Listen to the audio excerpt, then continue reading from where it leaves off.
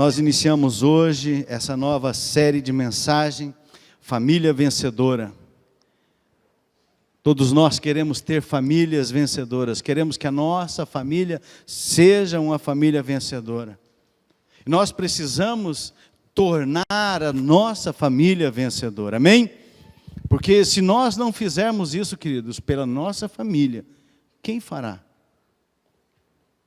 Se nós não batalharmos pela nossa família, quem vai batalhar por nós? Então é cada um de nós, cada um batalhando pela sua família. E nós, como corpo, como igreja de Jesus Cristo, batalhando todos juntos pela família. E nós precisamos sempre cuidar da nossa casa, do nosso lar. Sabe, esse mundo que nós estamos vivendo está tentando destruir, desfazer a família. Nós precisamos lutar para restaurar, sabe, pedindo sempre a Deus a direção. Porque o inimigo, ele sempre quer, queridos, sabe, fazer isso. O trabalho do diabo, qual que é? Matar, roubar e destruir. É isso que ele está fazendo. É isso que ele está lutando todos os dias para destruir. Qual família? Todas. Ah, só a família, vamos colocar assim, só a família dos crentes? Não, é todas as famílias existentes na face da terra. Nós temos visto nas redes sociais pessoas dizendo que a família que existe, a forma de família existente é retrógrada, é passada. Nós temos que reformular. É isso que estão dizendo, que isso é ultrapassado. A família, queridos, ela está em constante ataque. Constante ataque. E se nós não estivermos preparados, se nós não nos prepararmos, se nós não abrirmos o nosso coração, os nossos olhos, os nossos ouvidos, para batalhar pela nossa família, o inimigo ele vai vencer. Se nós deixarmos a guarda aberta, queridos, ele vai nos nocautear. O inimigo, ele faz isso. Eu creio na provisão de Deus. Eu creio que Deus quer abençoar todas as famílias. É por isso que nessa série de mensagens que nós queremos que todas as famílias sejam impactadas, sejam transformadas e que levem a sério isso. Lamentavelmente as pessoas não estão levando a sério a família. Obrigado. As pessoas não estão levando a sério, estão trabalhando, estão vivendo na família como se fosse normal. As coisas que estão acontecendo e não são normais. Deus quer a restauração da família. Deus quer a bênção, Deus quer a paz dentro dos lares. A família foi instituída por Deus. Deus criou a família desde o princípio. Deus criou homem e mulher. Deus criou marido e esposa. Deus fez isto desde o princípio e nunca mudou. O ser humano é que muda. É o ser humano que quer alterar essas coisas. E por isso Deus provê o seu Filho unigênito, Jesus Cristo, para morrer na cruz, para continuar, para restaurar os lares, restaurar a família, restaurar o amor. Gente, quantas vezes eu já ouvi as pessoas dizendo para mim: pastor, acabou o meu amor. Então acabou Deus na sua vida.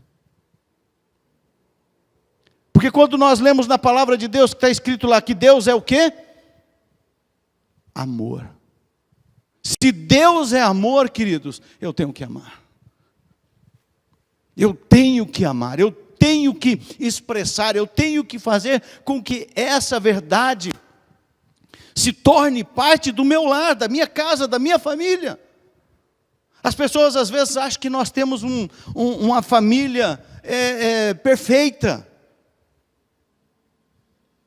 As pessoas olham para nós e pensam assim: a família do pastor não tem problema. Primeiro porque ele é pastor.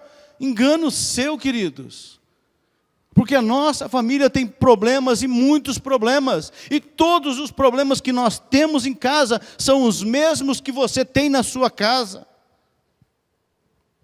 Vocês acho que já estão cansados de ouvir eu falar que quando eu me casei com a Rose, ela está lá agora fazendo supervisão no Ministério Infantil, no PEDES, quando nós nos casamos, se nós não tivéssemos gritado por socorro, por ajuda, o nosso lar, a nossa casa tinha esfacelado. Por quê? Porque nós, como eu falei já há poucos domingos atrás, nós viemos de famílias estruturadas. Meus pais estruturados, meus sogros estruturados, cristãos, duas pessoas diferentes, com personalidades diferentes, que precisaram aprender a viver junto. Se nós não gritássemos por socorro, o nosso lar teria se esfacelado antes mesmo de praticamente começar. Então, queridos, Deus tem isso. É como uma construção. Sabe aquela construção que parece que nunca termina? A família é um trabalho contínuo, não para.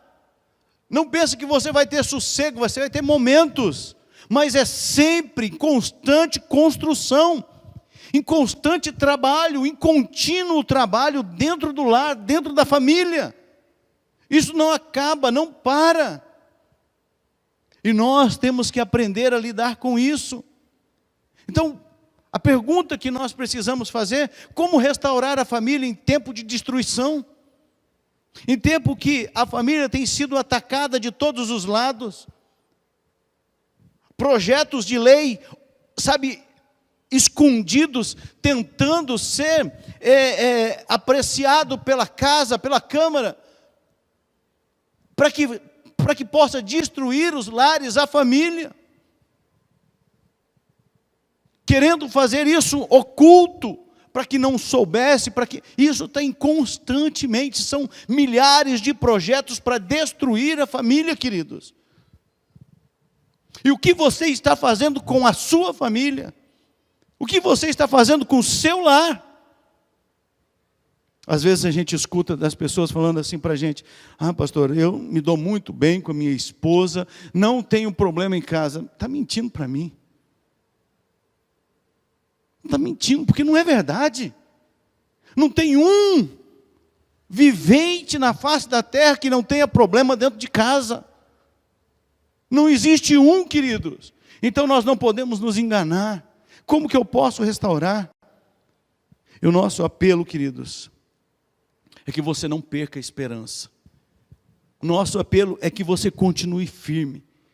Quando mesmo as pessoas estiverem dizendo para você que não tem jeito, que realmente a família é isso que estão falando, é isso que as mídias estão dizendo, é isso que estão querendo apresentar para a gente, que família acabou, que é isso mesmo, mesmo que digam isso, lute pela sua família, lute pelo seu lar, lute pelo seu casamento, batalhe, porque é isso que Deus quer, é isso que Deus deseja.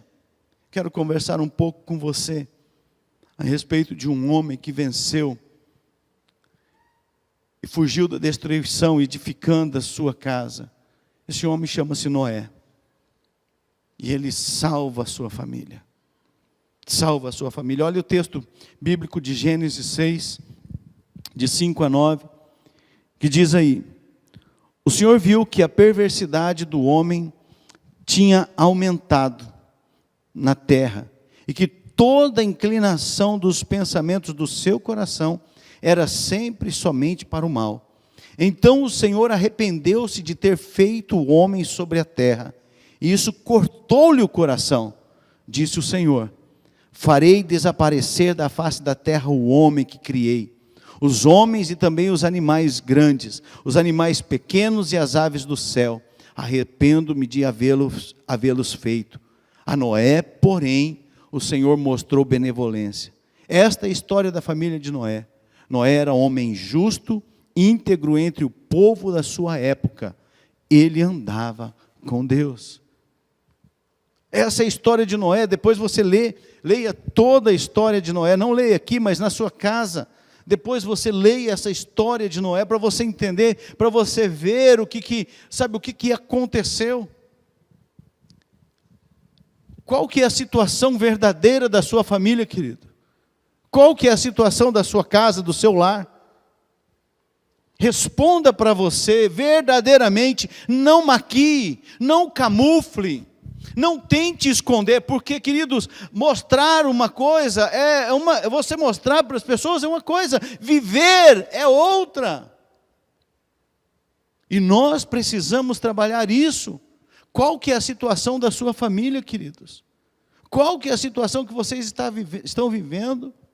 O versículo 5 diz: o Senhor viu que a perversidade do homem tinha aumentado na terra, e que toda inclinação dos pensamentos do seu coração era sempre e somente para o mal. Nós não estamos vivendo algo diferente nos dias de hoje, queridos. O que nós temos visto, eu converso com muitas pessoas, e o que nós temos observado, o quanto as pessoas são más, o quanto as pessoas, destroem os outros, o quanto as pessoas estão acabando umas com as outras, e depois bate nas tuas costas dizendo: eu amo você, meu irmão, como que eu te amo, como que você é importante na minha vida. Gente, nós estamos vivendo num mundo de falsidade, que nós não podemos ser. Nós temos que ser verdadeiros. Não estou dizendo para você sair contando para todo mundo os problemas da sua casa, de forma alguma. Se você fizer isso, você dá munição para que eles façam mais rápido ainda aquilo que eles fazem às ocultas. Nós, queridos, precisamos cuidar, mas para cuidar nós precisamos olhar para dentro do nosso lar, da nossa família, do nosso coração. Qual que é a situação da minha família? Como que a minha família está? Noé estava vivendo uma época de depravação moral. A época que ele estava vivendo, a depravação era tão grande, que enojou Deus. Deus ficou enojado com a situação, com o pecado, com os corações vios, com a falta de humanidade. Parece que se repete, né? A gente observa, parece que o mundo é cíclico, né? E volta as mesmas coisas, as mesmas ações, as mesmas atitudes que aconteceram. E é isso, queridos, que nós precisamos cuidar, nós precisamos olhar para dentro da nossa família. Você já pensou, Deus vê a perversidade, olha para o coração, para a mente das pessoas e diz: o povo tem uma mente má, tudo o que eles estão pensando é somente para o mal. Qual que é a situação da nossa família? O Senhor mostra o que? Benevolência para com Noé. Na verdade, a história, somente Noé e sua família entra na arca. São salvos. Só uma família. Eu ouvi esses dias uma pessoa falando: mas Deus foi injusto. Deus não foi injusto, porque Ele deu oportunidade para que todos entrassem. Mas zombaram de Deus e zombaram de Noé. Noé pregou, não foi um dia, não foi 2 dias, foi mais de 100 anos, pregando que ia acontecer o dilúvio, anunciando que ia acontecer, falando: se arrependam, parem com isso, mude a vida de vocês. Mas eles zombavam de Noé. Como chover? Nunca choveu. Nunca aconteceu isso, como que isso vai acontecer? Até que o dia aconteceu. Até que um dia, Noé e a família entra com os animais, nem eles vendo, queridos, os animais chegando, conforme a Bíblia diz, de 2 em 2 de casais, chegando, nem assim eles acreditaram no que Noé estava dizendo. Eu fico imaginando Noé naquele momento, naquele tempo, falando: gente, vocês não estão vendo, não sou eu não fui buscar animal nenhum, vocês não estão vendo o poder de Deus trazendo eles, vocês não estão vendo que o leão não está brigando com a ovelha, vocês não estão percebendo isso? Gente, vocês não estão percebendo que o que eu estou falando é verdade? Mas parece que estavam tão atolados no mal, a sua mente, o seu coração estava tão afundado no mal, que eles não conseguiram ver isso. E aí, a hora que fechou a arca, que Deus fecha a arca por fora, e começa a chover. Eu imagino o desespero deles. Gente, Noé não estava doido. E agora? Eles começam a correr, bater na arca. A Bíblia não fala isso, eu estou parafraseando o texto, imaginando a cena, né? Eles querendo, sabe, metendo alguma coisa, alguma marreta na arca para tentar fazer um buraco, para tentar entrar, sabe, vamos para os montes, está chovendo. De repente começou a chover, eles, isso é uma chuvinha. Mas depois começou um dia chovendo, 2 dias chovendo, de repente eles começam a correr e ir, subir nos montes, tentando achar um lugar mais alto para se proteger, até o dia que cobriu os montes todos. Então, queridos, como que nós podemos fazer? Qual que é, sabe, Deus está dando oportunidade para a nossa família. Alguns dias atrás eu ministrei a palavra dizendo que se Deus te perguntasse o que você diria, você teria coragem de chegar para Deus e falar assim: Deus, eu já fiz tudo que foi possível pela minha família, eu já fiz tudo o que eu tinha que fazer, não tem mais jeito. Deus poderia responder para você o quanto você aprendeu com os outros para trazer para a sua vida. O quanto vocês olharam para mim, para a minha palavra, para trazer para a sua casa, para o seu lar, para restaurar o seu amor, o seu coração. E nós estamos continuamente olhando na família dos outros, porque, queridos, os casamentos nas redes sociais são perfeitos, e a gente quer ter um casamento daquele tipo, uma pura ilusão, porque quando você casa, depois que você casa, antes de casar você vê aquilo é maravilhoso, é uma festa linda, mas depois que você casa, você começa a conhecer verdadeiramente a pessoa que está do seu lado, você começa a compreender um pouco mais, e aí começa a chegar as contas para você pagar, começa a chegar os filhos, e aí você tem que comprar as coisas para os filhos, aí você tem que comprar as coisas para manter a casa, os gastos começam a aumentar e o seu salário não está, e de repente você perde o emprego, e aí agora, meu lar, o que nós vamos fazer? E as pessoas estão olhando continuamente, sabe, aqueles casamentos de mentira, mostrando uma inverdade. Casamento é ruim? Não, é excelente, queridos. Eu melhorei muito depois que casei. Eu não tinha nada. Antes de casar, eu não tinha nada. Eu tinha uma moto e um terreno.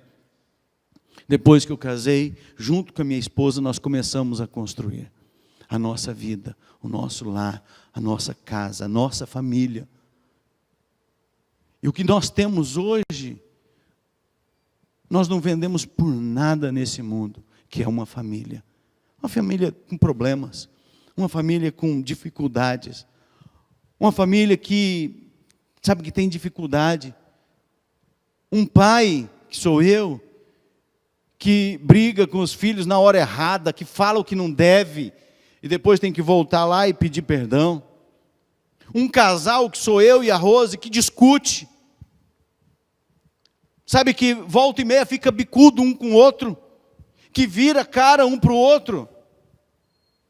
Essa é a realidade, mas nós não deixamos isso, como a palavra de Deus diz, não deixe o sol se pôr sobre a vossa ira.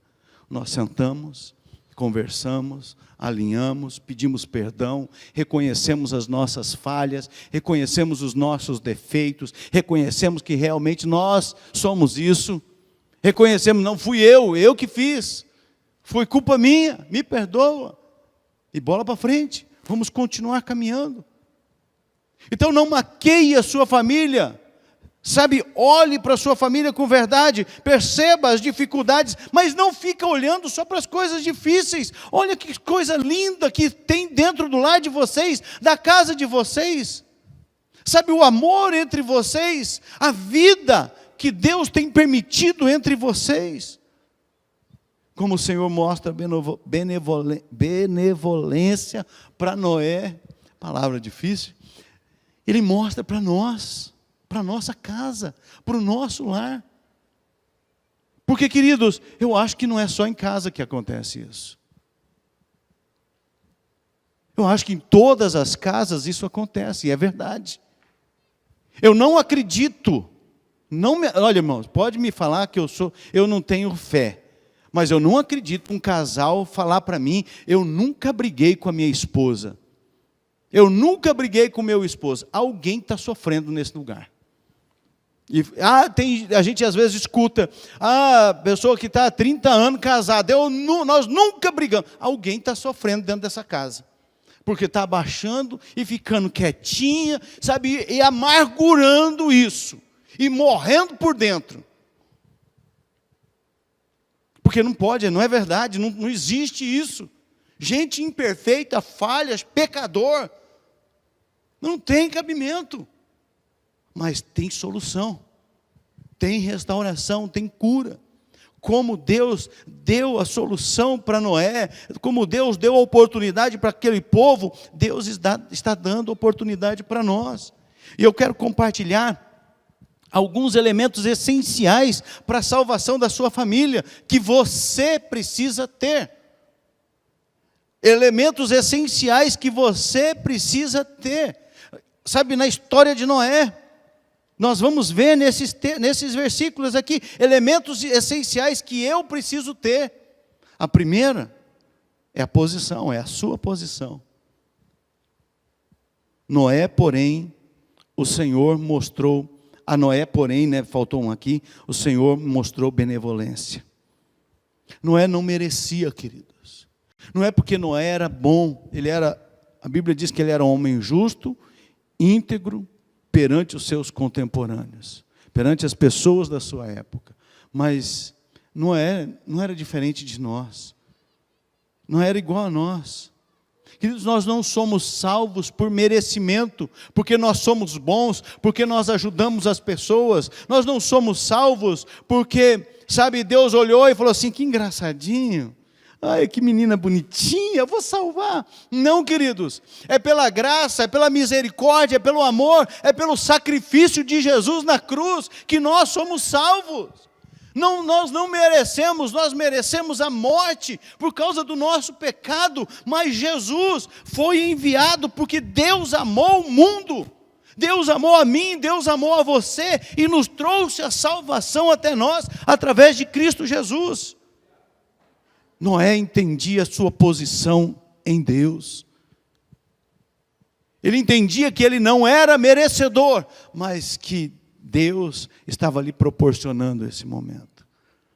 O segundo elemento essencial é a sua atitude. É a sua atitude. O versículo 9 diz que Noé, esta é a história da família de Noé. Noé era homem justo. A atitude dele, queridos. Sabe, Noé não era considerado somente justo perante Deus, mas ele era considerado justo por Deus e por toda a sociedade. Sabe qual que era a atitude de Noé? Qual que é a nossa atitude, queridos? Qual que é a atitude que nós estamos tendo? Nós temos sido considerados justos. Lembra que nós não temos justiça, nossa justiça, a Bíblia fala que nós, no melhor da nossa justiça, nós somos como trapos de imundícia. Vou usar uma palavra aqui, vocês me perdoem, mas como um absorvente usado, que só serve para ser jogado fora. Trapo, a referência que eles fazem é essa. No nosso melhor da nossa justiça, nós não somos nada, queridos. Mas qual que é a nossa atitude perante Deus? Perante a nossa família, perante a nossa casa, o nosso lar, qual que tem sido a nossa atitude? Noé era homem justo.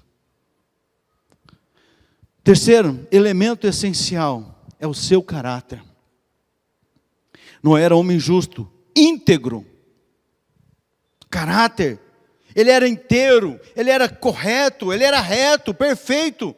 Mas ele não era perfeito, não era um homem perfeito, sem defeito, sem problema, sem dificuldade. Não, mas ele tinha um caráter. Sabe, ele era um homem íntegro. Essa é a história da família de Noé. Noé era um homem justo e íntegro entre o povo da sua época. Ou seja, quando fala ali que ele era íntegro, inteiro, significa que ele tinha uma retidão genuína, que era de verdade, não era, sabe, um estereótipo, não era uma aparência, não era apenas para mostrar, era verdadeiro.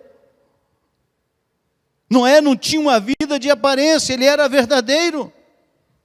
E quantas pessoas estão querendo acabar com seus relacionamentos porque não estão tendo uma vida verdadeira? Então comece a ter de verdade, comece a restaurar o seu coração, porque nós, quando casamos, queridos, nós queremos mudar o outro, quando nós precisamos pedir e permitir que o Espírito Santo nos mude a nós. Transforme a mim, mas é o outro que tem defeito. É o outro que é o problema. A gente nunca tem problema. A gente nunca é o problema. Caráter, queridos. Tem um caráter. Seja íntegro. Diante de Deus, diante dos homens. Outro elemento essencial era o seu testemunho. Noé era um homem justo, íntegro entre o povo da sua época. Noé tinha um testemunho diante de Deus e diante das pessoas da sua época. Era percebível. As pessoas percebiam. Qual o testemunho que você tem dado? Sabe o lugar que você tem que dar melhor testemunho? Não é lá no seu emprego, não é na rua. É dentro da sua casa. É dentro do seu lar.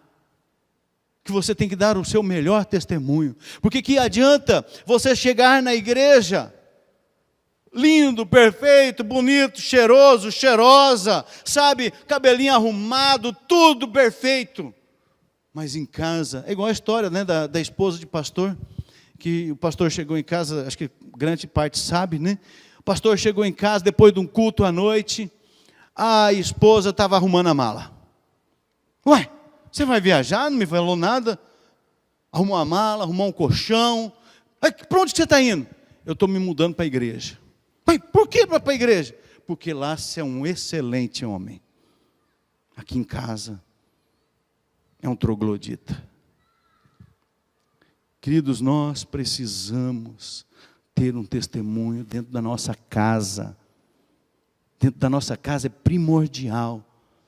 E nós precisamos olhar para nós e mudar a nós, pedir que o Espírito Santo, tem coisas que a gente não consegue mudar, mas o Espírito Santo de Deus muda, fala, Senhor, eu não consigo, mas eu dou liberdade, pode fazer o que preciso for. Essa é a minha oração, Deus. Sabe, queridos, eu oro isso continuamente. Eu não vou dizer que eu oro todo dia, mas olha, eu acho que quase todo dia. Se pegar um pelo outro, tem dia que eu oro umas par de vezes, Senhor, transforma, muda, tira o que precisa ser tirado, põe o que precisa ser colocado.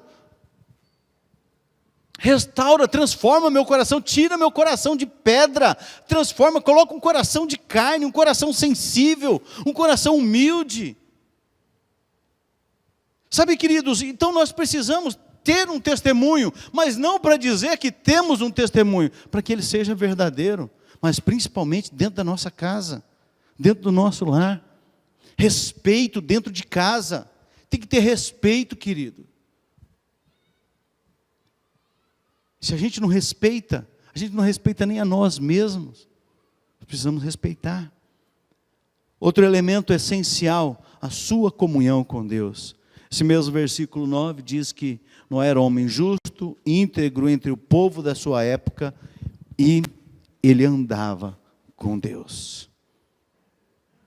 É o que Deus deseja para nós, queridos. O que Deus deseja andar com você.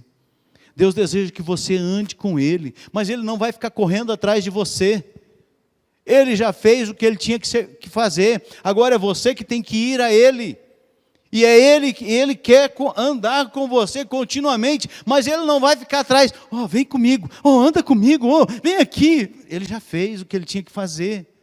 Agora é a sua parte de você desejar andar com Deus, de você ter comunhão com Deus, de você ter um relacionamento verdadeiro com Deus. Porque, queridos, eu vou falar uma coisa para você, não se assuste com isso, mas ler a Bíblia, orar, jejuar, sabe, eu oro, eu leio a Bíblia, eu jejuo, não quer dizer que você tem comunhão com Deus. Quer dizer que você lê a Bíblia, que você ora e que você jejua. Ter comunhão com Deus é algo mais íntimo, mais profundo. É você pegar a Bíblia e realmente desejar que ela transforme você. Porque eu pegar a Bíblia e ler os textos que eu gosto é muito fácil. Mas é aqueles textos que Deus vem dar uma chapuletada na gente, você fala assim, sabe, ai Senhor, mas obrigado Jesus, porque eu estava precisando disso, estava precisando criar vergonha na cara, eu estava precisando mudar minha atitude, eu estava precisando mudar meu comportamento, realmente Deus, eu estava precisando disso. Queridos, nós precisamos de comunhão com Deus, mas não é dizer, sabe, andar com a Bíblia, sabe, andar com a posição, sabe, de homem de Deus. Não sei se homem de Deus tem que ter posição, sabe, aquele jeito de olhar, sabe, aquele jeito anda até macio assim, né? Queridos, isso não é posição de homem de Deus. Posição de homem de Deus é aqui, ó, é dentro do nosso coração, é a verdade, é o nosso relacionamento pessoal com Jesus, é a nossa intimidade com o Espírito Santo, é Deus tendo liberdade de nos curar, de nos moldar, de nos transformar. Isso é que é ser um homem verdadeiro, um homem e uma mulher de Deus. E nós precisamos cuidar disso, queridos. E é por isso que nós estamos iniciando amanhã também esse jejum que a pastora já avisou. 21 dias de oração, de jejum. Nós vamos orar para que Deus envie trabalhadores para a seara. São pastores, missionários, mas aqueles que querem ver o reino de Deus crescendo. Não é aqueles que estão fazendo de tudo para não dar certo. Tem muita gente que não está fazendo de tudo para que o reino não dê certo, para que a igreja não vá para frente, para que não aconteça. Por isso que nós estamos orando para que Deus envie trabalhadores, homens e mulheres dispostos a arregaçar a manga e ir para cima, porque há milhares de pessoas precisando de Jesus, milhares de pessoas que precisam. E queridos, não se esqueça, aquilo que nós ouvimos, que Deus não vai cobrar simplesmente aquilo que nós fizemos, mas Deus vai nos cobrar aquilo que nós deixamos de fazer. Aquilo que nós deixamos de fazer, que era nossa responsabilidade e nós deixamos de fazer, Deus vai cobrar. Então, queridos, tenha comunhão com Deus. Fala, Senhor, fala comigo, mostra. Eu falei hoje cedo aqui no nosso café da manhã com todos os voluntários, a liderança e os voluntários. Eu falei com eles uma frase que tem me perseguido. É quando perguntaram para Billy Graham que, sabe o que ele faria se ele pudesse mudar alguma coisa ou fazer alguma coisa diferente. Ele falou, se eu pudesse voltar atrás, eu teria mais tempo na presença de Deus, eu oraria mais, eu teria mais comunhão com Deus, eu meditaria mais na palavra de Deus, eu iria mais a fundo naquilo que Deus tinha para mim. Quantas vezes nós estamos tendo comunhão com Deus, apenas para dizer que nós lemos a Bíblia, apenas para dizer que nós ficamos um tempo orando, mas não teve comunhão. Sabe quando você conversa com a pessoa e a pessoa não está ali? Você já teve essa experiência? E às vezes nós estamos assim na presença de Deus. Lemos a Bíblia, oramos, jejuamos, mas é como se nós não estivéssemos ali. Sabe, passou desapercebido. Nós nem percebemos que estávamos ali. Então, queridos, nós precisamos. Ore conosco, jejue conosco. Permita que o Espírito Santo trabalhe no seu coração. Permita que Ele quebre esse coração de pedra. Ah, mas então, se não vale ler... Não, vale ler a Bíblia, queridos. Lógico que vale. Mas Deus quer que a gente medite, que a gente remoa, que a gente possa mastigar o que a gente leu, que a gente faça isso, rumine essa palavra, É isso que Deus quer, que a gente rumine, que a gente pare e medite, Senhor, o que essa palavra precisa comigo, o que eu preciso entender dessa palavra, o que precisa ser transformado, ou o que o Senhor quer que eu faça, Deus. Então, queridos, vale realmente a pena, porque a palavra de Deus é qual martelo que esmiuça a penha. Vai batendo até quebrar esse nosso coração duro, esse nosso coração de pedra. Por isso que você não pode ficar de fora, queridos, desse jejum e oração. Começa amanhã, 21 dias. Vamos jejuar, vamos orar. Tá?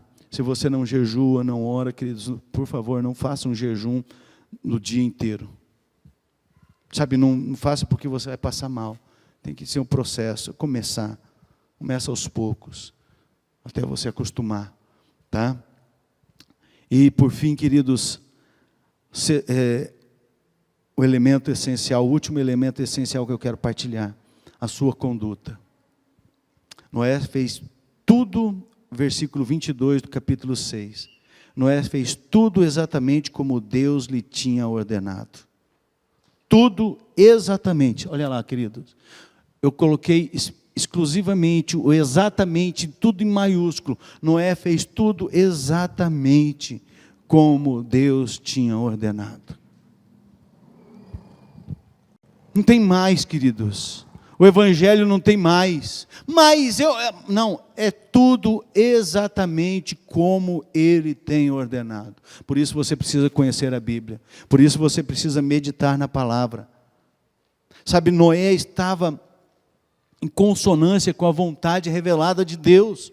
Noé estava ligado com Deus, com aquilo que Deus tinha revelado. Noé estava atento. Então, queridos, a nossa conduta fala muito.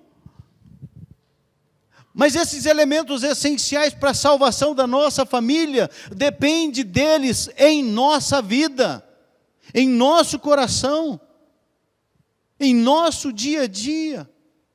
E por isso nós precisamos dos padrões divinos.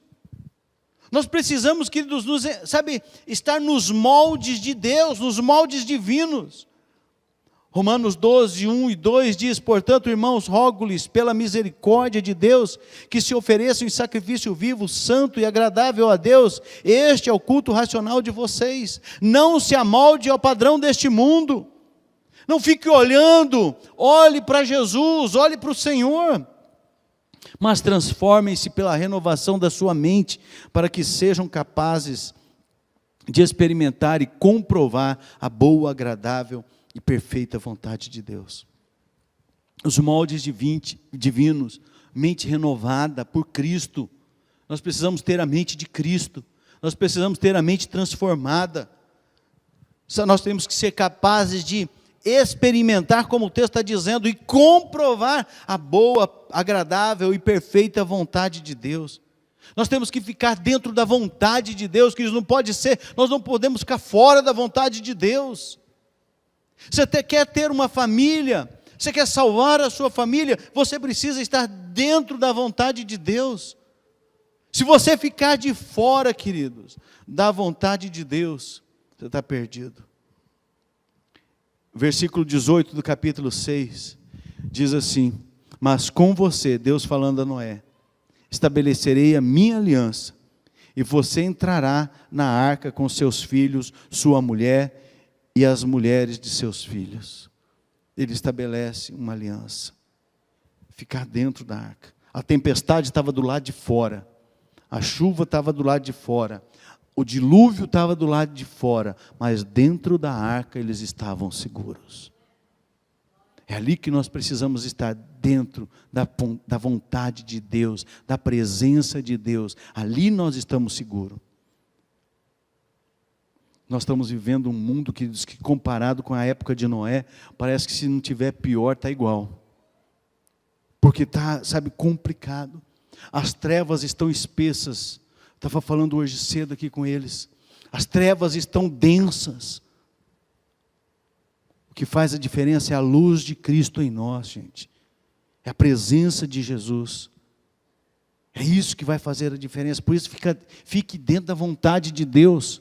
Não é da sua vontade, não é o que você quer, é o que Deus quer para você, porque a vontade dele é boa, agradável e perfeita. Deus não tem nada de ruim para você. Tudo que Deus tem para você é bom. E concluindo, queridos, todos nós temos grandes sonhos, grandes projetos para a nossa família. Queremos fazer tantas coisas. Ninguém quer ver a sua família perdida. Ninguém quer ver os seus filhos perdidos. Todos nós queremos, ver, participar. Um dia nós vamos estar na eternidade, todos juntos adorando ao Senhor Jesus. Mas depende dos elementos essenciais que eu e você estamos desenvolvendo nessa terra. Depende, queridos, de você realmente assumir a sua posição em Deus. A sua atitude tem que ser uma atitude boa. O seu caráter tem que ter o caráter de Cristo, Gálatas 5, 22 e 23. O seu testemunho dentro da sua casa tem que ser verdadeiro e fora também. A sua comunhão com Deus, a sua conduta. Você precisa viver os padrões de Deus, não os padrões deste mundo. Você não pode se amoldar às coisas deste mundo. Você tem que estar na forma de Deus, não na forma do mundo, não na forma do sistema. Quando nós falamos mundo, é o sistema, querido, que nos envolve, que nos engloba, que quer, nos afundar, que quer nos destruir. Então, queridos, viva nos padrões de Deus. Por isso nós devemos levar a sério a salvação da nossa família. Tem muita gente que não está levando a sério a salvação da sua casa. Lembra de uma coisa, queridos, Deus vai pedir conta da sua família. E não tem conversinha diante de Deus não, tá, gente? Diante da gente, dos homens, tem conversinha, mas diante de Deus não. Deus rasga o verbo lá e fala assim, olha, o negócio aqui foi feio, hein? Mas vocês tiveram uma atitude correta. Vocês permitiram a ação do Espírito Santo na família de vocês. Vocês restauraram, vocês restabeleceram. Queridos, encoraje. Você precisa se encorajar para ter o seu lar, a sua casa, a sua família, com seriedade, com honestidade. A salvação da sua casa, do seu lar, depende de você. E você precisa anunciar, proclamar, você precisa fazer o seu lar um campo missionário. A sua casa é o seu primeiro campo missionário. Você precisa se entregar por inteiro, queridos. Você precisa colocar a sua família diante do altar de Deus, verdadeiramente. A nossa vida, queridos, tem que ser um sacrifício vivo, santo e agradável a Deus. É isso que deve ser. A tua vida tem que ser assim. Por isso, queridos, se você quer a salvação da sua família, leve isso a sério. Não brinque. Não brinque. Leve a sério. Não adianta eu ficar escrevendo lá no meu...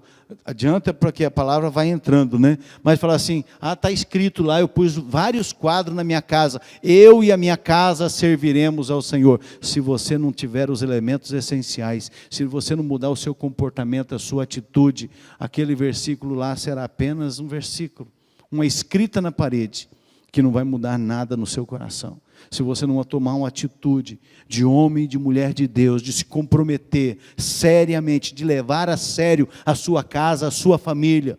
O mundo está aí, queridos, assolando.